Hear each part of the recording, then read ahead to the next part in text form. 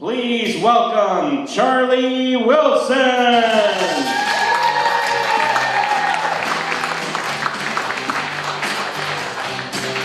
Hi everybody. Hey, I've been going to the dog park lately with my little wire-haired terrier, and he's getting really good at doing the obstacle course there.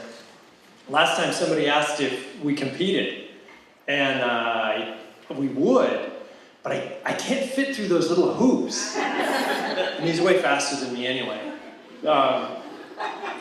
He's afraid of everybody and everything. So I gotta tell people that he's a traumatized rescue dog. He was, they found him as a puppy with a broken leg, living in a cardboard box in a vacant lot in North Park. His mother was a cocaine test dog for a cartel in Sinaloa. And I don't know if you've heard of Pablo Escobar, but he was a big drug lord in the 1980s. And he had his own private menagerie of exotic animals. And you may have heard in the news last month that one of his cocaine hippos got out and was hit by a car in Colombia. Well, my dog is a direct descendant of the dogs that herded those hippos. So terriers are pretty high strung, so it's not a good idea to be around a bunch of armed criminals. So one night, while the drug lords were playing Scrabble, he climbs into the landing gear compartment of a smuggling plane. And as that smuggling plane was flying into San Diego, he falls out. And it gets worse. His parachute doesn't open. So he has to use the reserve, and it's a pretty rough landing, hence the broken leg. Everybody at the dog park has a story about their rescue dog.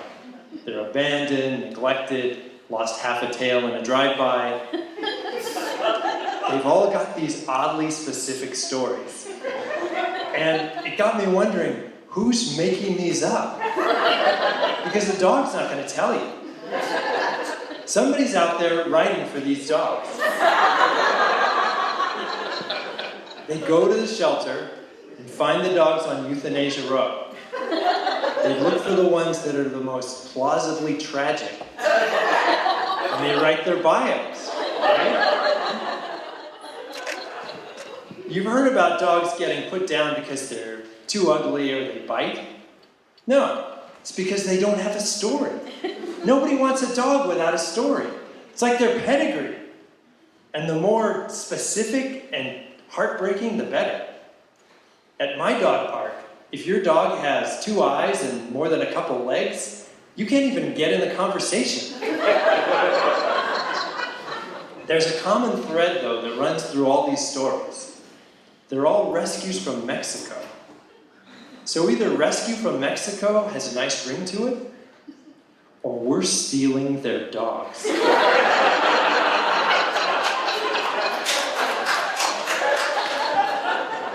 I mean, when does rescuing become trafficking?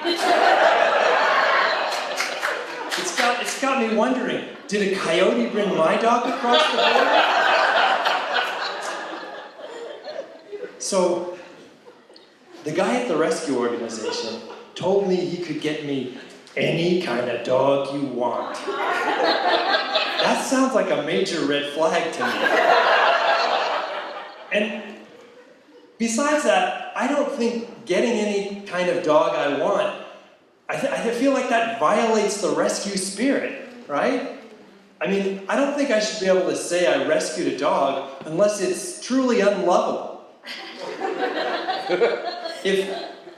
If I see 3 guys pulled over on the freeway helping an attractive woman change her tire, that's not a rescue. That's speed dating. If I see a dog with missing patches of hair, and smells like an old vacuum cleaner bag, and he needs some serious dental work so he doesn't frighten children, that's rescue. So my dog, he's cute and cuddly, and he's really smart. He can ring the doorbell and untie knots, and I wouldn't know how to open a reserve parachute. And even though sometimes he does smell like an old vacuum cleaner bag, I still don't feel like I rescued him. And I'm probably an accessory to kidnapping. Those bumper stickers that say, "Who rescued who?" they really bug me. Because, first of all, I feel like one of those who's should probably be a whom.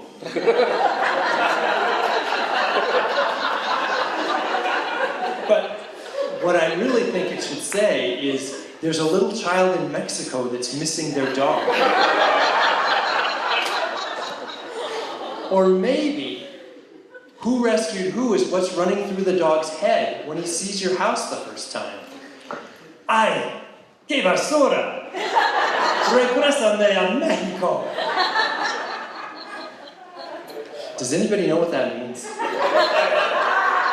I can tell by the tone it's not good. Anyway. So, with all these, well, from what I can tell, these dogs are coming across the border by the vanful through customs.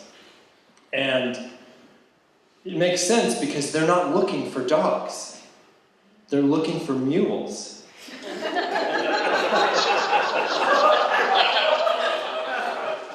And with all these dogs coming across the border, it's got me wondering, are they taking good homes away from American dogs?